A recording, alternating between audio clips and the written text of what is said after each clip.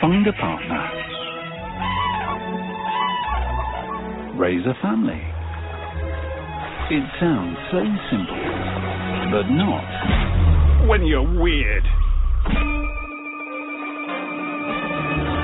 Mother Nature's misfits do whatever it takes to make the next generation. As they embark on Asia's Weirdest.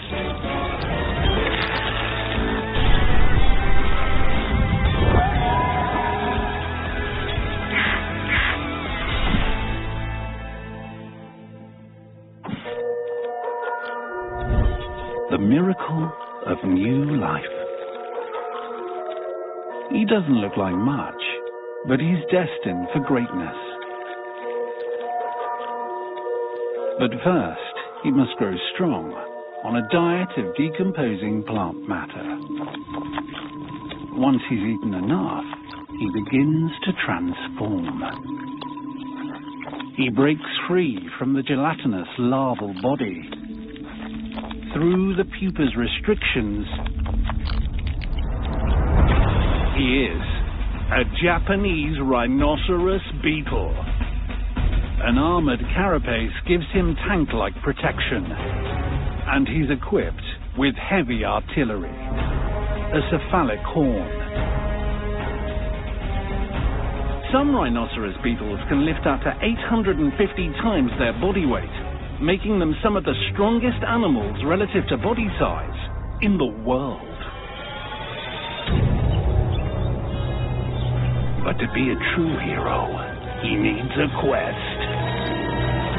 A quest for love, to find his princess. Up this tree seems like a good bet. But other males are on the same quest. He must battle them to advance. His horn makes short work of them. But this is just the beginning. He pushes deeper into the unknown. To find his princess, he must first find this. Sugary sap is seeping from the branch, but it's heavily defended by a contingent of stag beetles. They are no match for his superior strength. They are not worthy adversaries.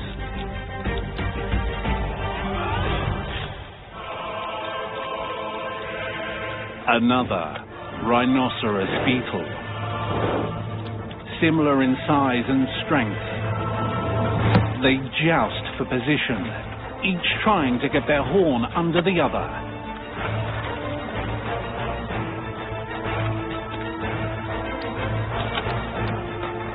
His opponent gets the superior position.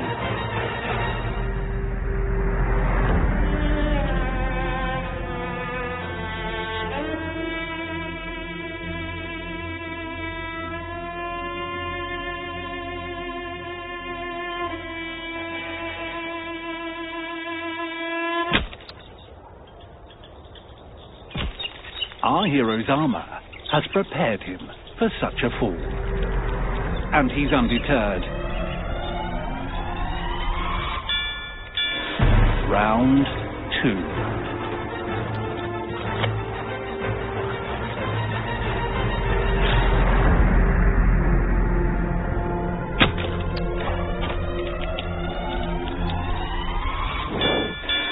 Round 3.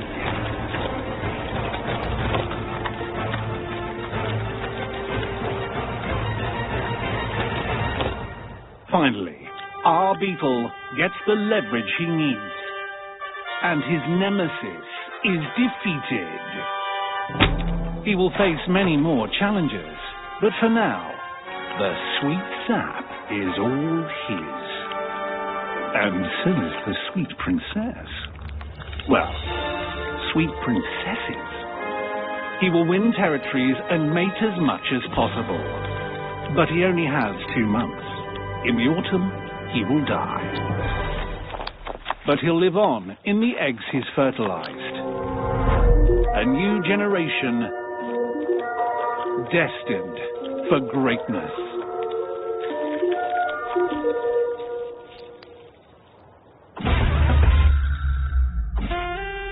Asia is home to some of the most beautiful animals on Earth. But beauty is only skin deep, while weird is in your DNA. Meet the Irresistibles.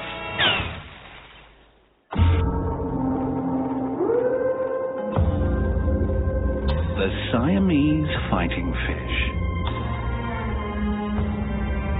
The male's beauty is incongruous with his reputation for ferocity. It's only when it comes to family life that its character seems to fit with its luxuriant appearance.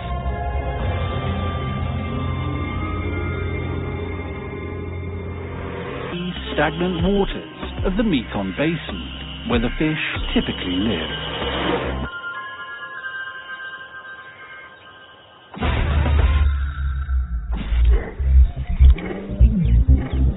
Lions are A-listers of the animal kingdom. The females are glamorous, graceful, powerful. With handsome partners, they give birth to the cutest kids. It seems like an amazing life, being top of the food chain. Effortless. But look a little closer, and life is not so easy. Nighttime is when lionesses put in the hard work of hunting. But it's the discipline of mating that puts them amongst Asia's weird. When the beautiful cubs are born, none of the males she's mated with will attack them. The illusion of perfection. It's built on hard work. Speaking of hard work, Asia's quest for love only get more difficult the weirder you become.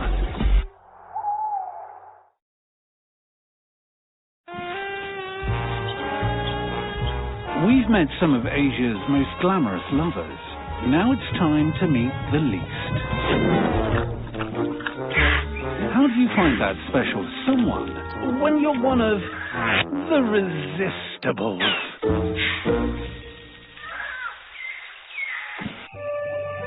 They say that to find your handsome prince, you have to kiss a few frogs. And there are plenty of them. There are about 6,500 species worldwide. And some are more resistible than others.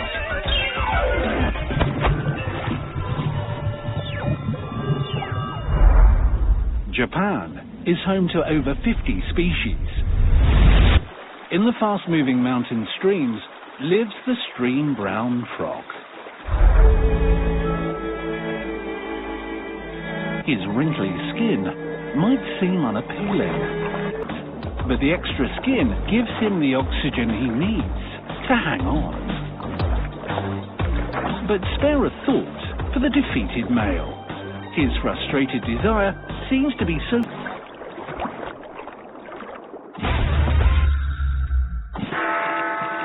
The story of one of Asia's weirdest resistibles begins in a zoo in England. Incredible scenes at Chester Zoo.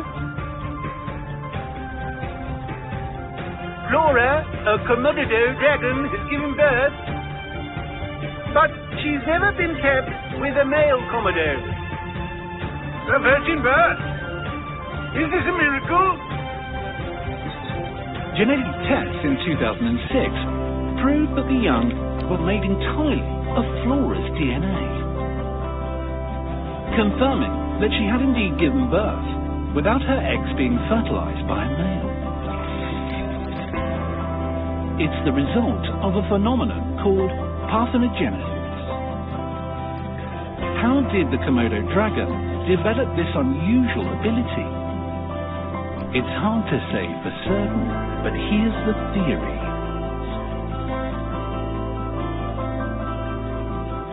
Many of Indonesia's 17,000 islands were formed this way, of barren rocks.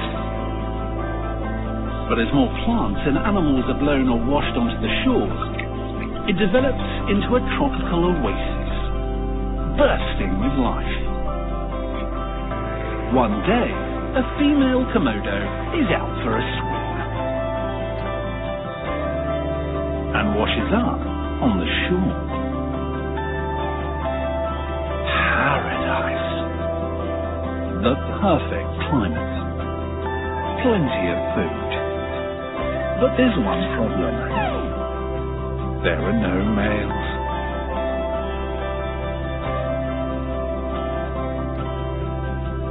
And who knows how long it will take for time and tide to bring another Komodo to these shores. So, after a while, the lonely castaway's body simply switches to asexual reproduction. She lays eggs. Fewer than half hatch. And due to the peculiarities of Komodo genetics, all of them are male. After all she's gone through to bring her sons into the world, you'd think Mum would cherish them. But no. She wants to eat them.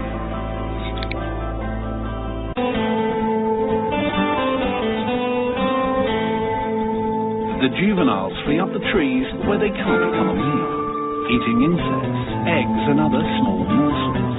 Let's fast forward.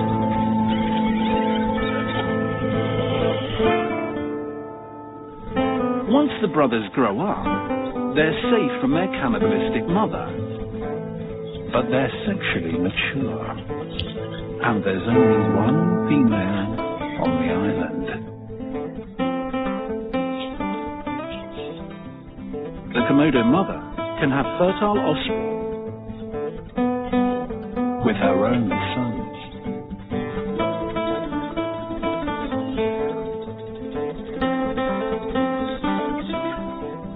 And the family can multiply, and multiply, and multiply.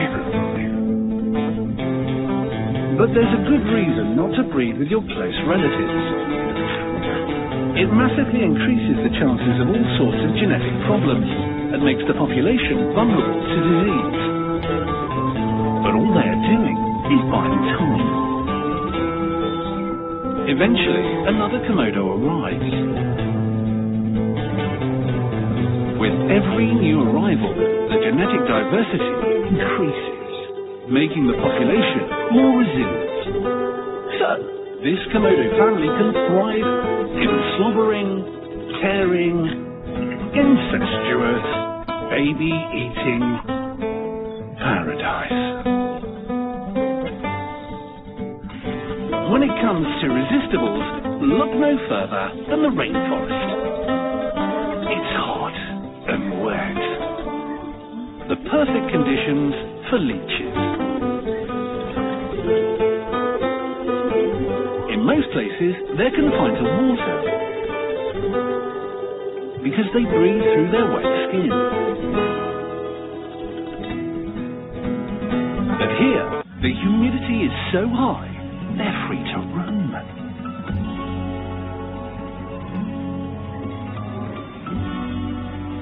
It probes the forests of Borneo. What's it searching for? Love? Well, a mate anyway. With poor eyesight, they find each other by sensing vibrations and smelling for chemical signals.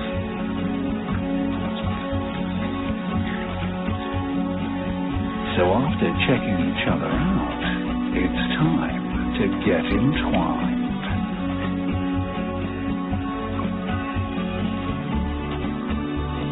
The suckers that would usually latch onto a victim now latch onto a lover.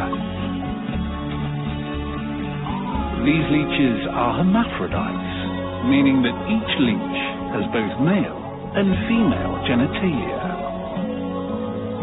They sway together while they line up their male gonapods with their female gonopause and insert the sperm. You might expect a leech to cling on once it finds a partner. But mating is a brief encounter, and they soon go their separate ways. Okay, that was weird. But when you zoom in, Asia's weirdest quest for love just get weirder.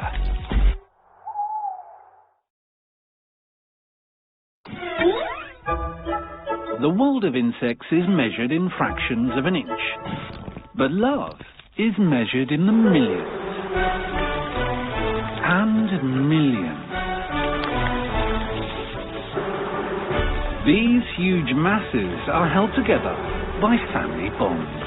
Some would say that's the deepest kind of love. In the forests of Sri Lanka lives a very unusual family. Meet the weaver ants. They're building a homestead.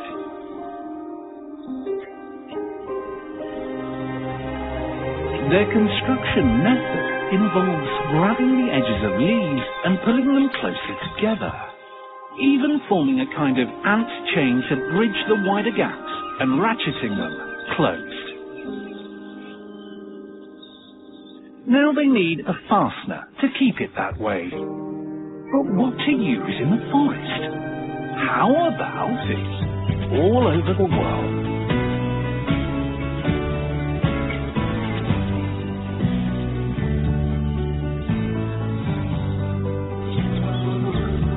They say that motherhood is the purest form of love. That is the quest that this queen Asian paper wasp is on in the South Korean countryside. It's a gigantic undertaking with many strange twists. First, she builds her nest from chewed up plant fibers.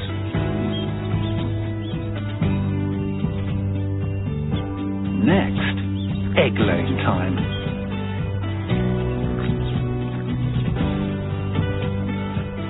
Now, she waits, guarding them and even keeping them cool by fanning them with her wings.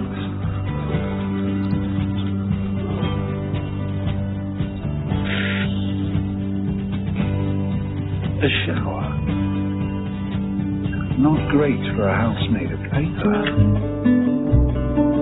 But the loving mother has a solution for this too. She sucks the water from the nest and disposes of it.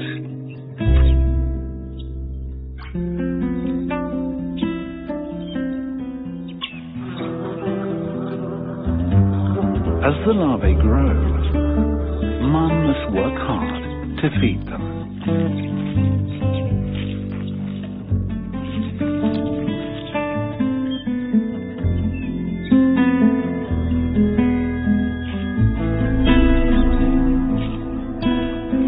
Caterpillars are a favorite. But while she's out hunting, the nest is vulnerable. Ants. Tiny predators attack the defenseless larvae. Almost defenseless. It can produce acid, enough to deter a single ant, but most are overwhelmed.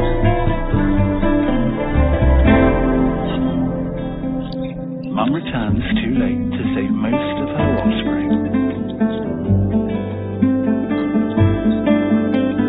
She checks them individually. But she's not too sentimental. The dead larvae are not to be wasted. They're fed to the survivors. When the larvae are ready to transform, they spin silk to create their own cocoon. And soon,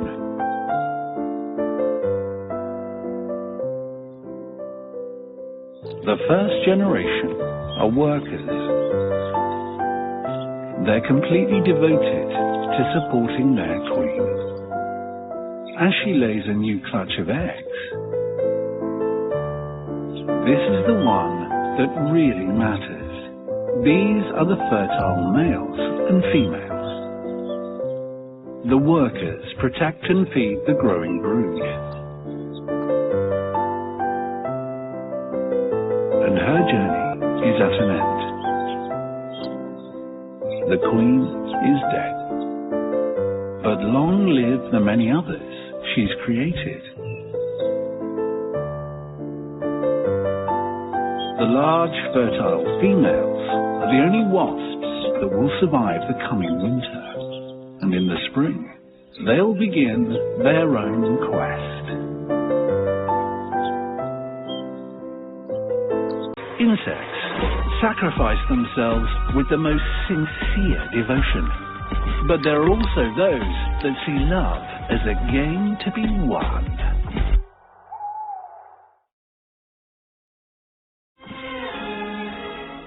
In the quest for love, there are a few that are head and shoulders above the rest. The seducers. If Borneo's tropical rainforest were a nightclub, then the fig tree would be the most exotic dancer. All the animals are seduced by desire for the nutritious fruit. But the fig tree has no interest in these boisterous suitors.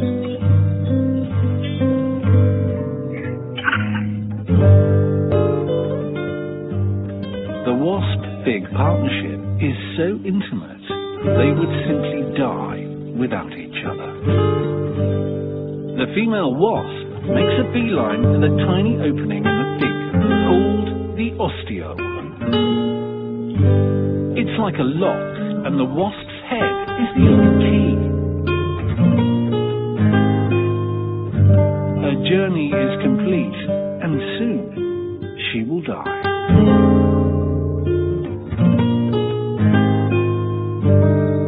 Once the young mature, they mate inside the fig. The wingless males are less graceful looking than the females.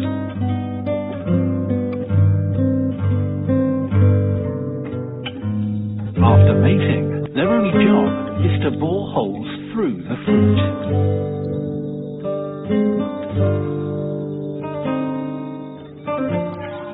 The winged females are close behind. Already laden with pollen from this fig, they fly off to find another fig to fertilize. The females will live outside the fruit for less than 2 days. There are over 150 species of fig in Borneo, each with its own unique wasp species that pollinates it. It's a keystone relationship. The figs it produces support over 50% of Borneo's animals, crucial to the survival of the entire rainforest food web. But some fig trees aren't quite as innocent as they appear. They have a dark side. This hollow structure has a haunting grandeur. It is a monument to a deceitful affair that ended in a killing, and the deadly plot was hatched deep in the past. And it began like this. The hornbill is the fig's first unwitting accomplice, but the juicy excretion quickly attracts the next patsy. Ants. They carry the cargo up to their nest. In a jungle where little light reaches the ground, the fig seeds have received a free ride closer to the sun. An advantage over the competition.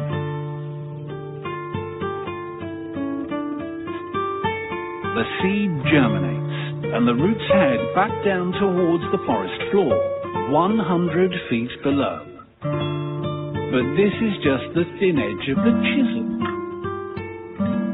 The roots surround the innocent tree, building a massive scaffold. But the fig is only interested in supporting itself. Its leaves intercept the host's sunlight. Its roots steal the nutrients, and its tendrils cut through the trunk. And the strangler fig earns its name. The host tree is choked to death. Over the decades, it rots away to reveal the strangler fig's hollow heart. But not all hearts are hollow. Some of Asia's weirdos are driven by an all-consuming passion in their quest for love.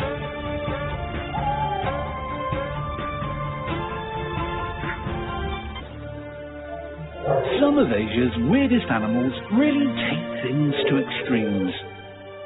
They go above and beyond. Christmas Island in the Indian Ocean. The monsoon rains have arrived. This signals the beginning of one of nature's greatest quests for love for the Christmas Island crabs. They've spent a quiet year diligently eating detritus on the forest floor. But the rains mean it's party time. They're heading to the beach for one reason and one reason only. Sex. Like a bunch of nervous teenagers, the males travel together. Millions of them. The increased humidity that comes with the monsoon keeps their gills moist enough to make this huge migration possible.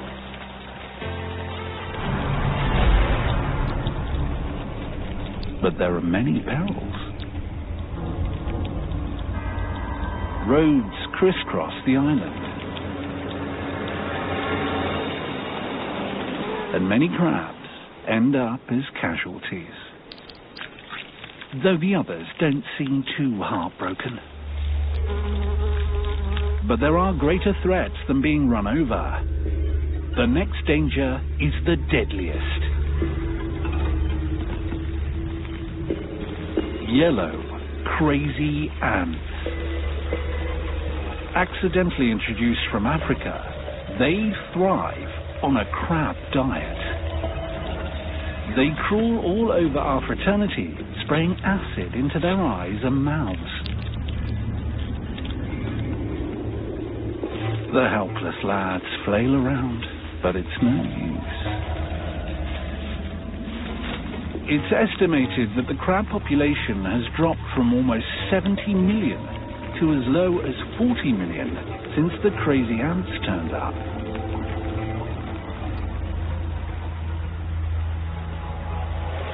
But each death is a sacrifice that distracts the ants and lets the others pass and reach paradise.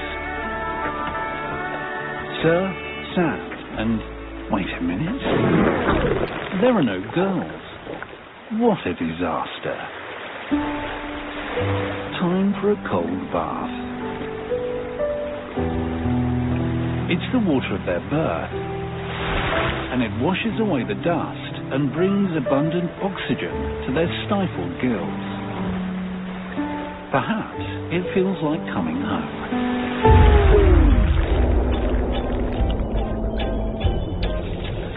These land crabs have long since divorced themselves from the ocean, and it can be a cruel mistress.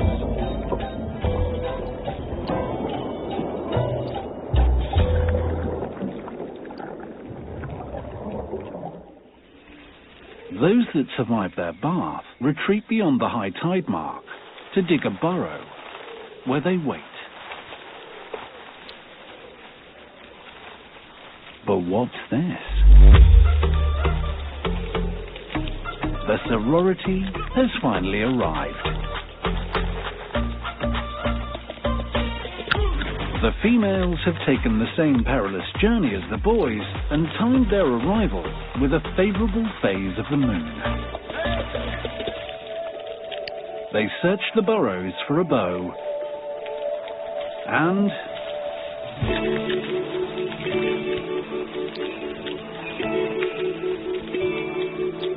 finally, they're able to mate.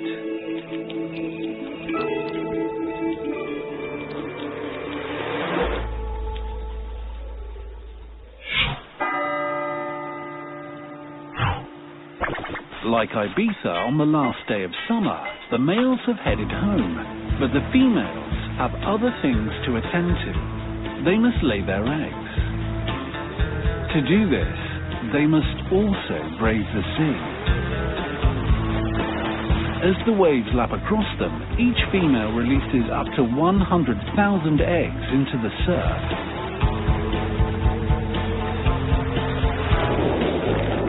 They fulfilled their purpose and can return to their quiet life in the forest until the beaches call again next year.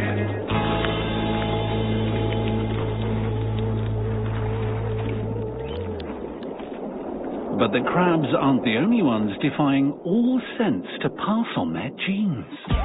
All across Asia, there are those that will go to even greater extremes.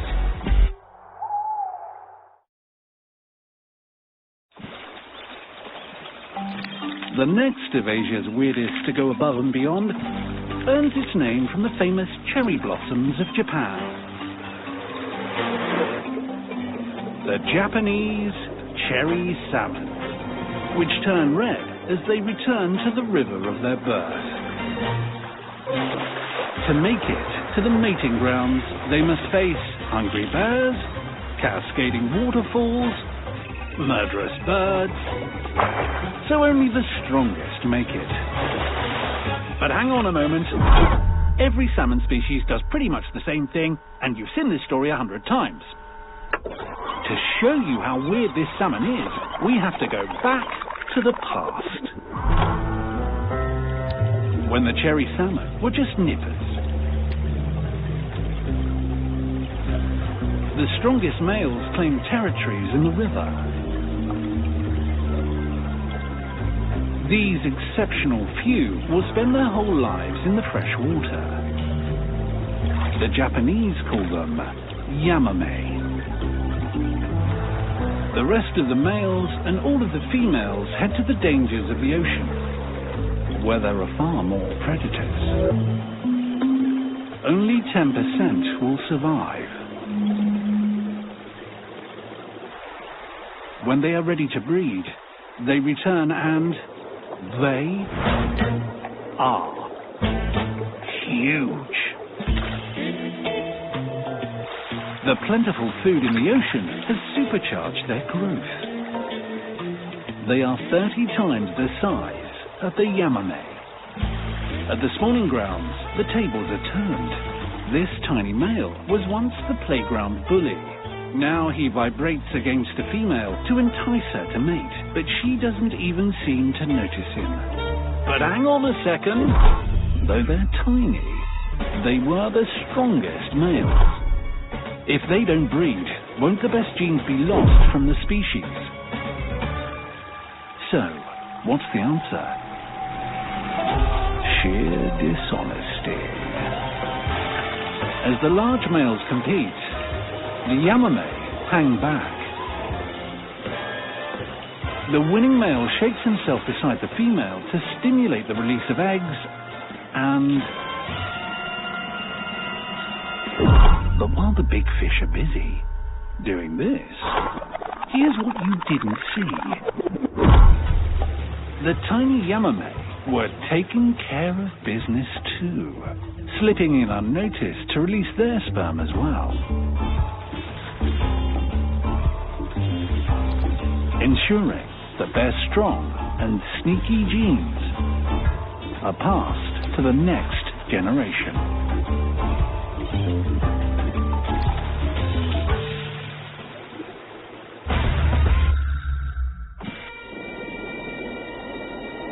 Remember the Christmas Island crab eggs?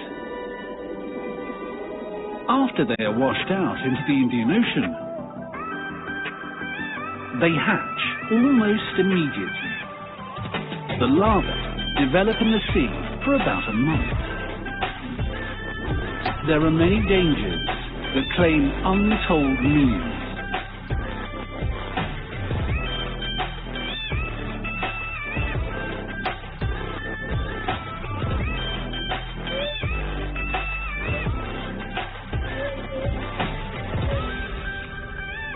Those that make it back to shore cast off their larval bodies and become tiny crabs.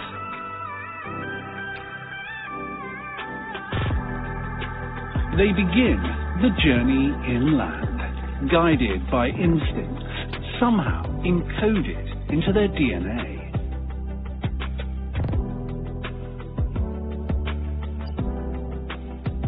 But the miniature wave crashes against the crazy ants. They're a serious threat to the species' survival. One of many challenges to come in the 4 years it takes them to mature. But the crabs march on. It might seem like a weird strategy, but it has gotten them this far. Like all our weirdos' quest for love, they might appear counterproductive, or even ridiculous, but they only exist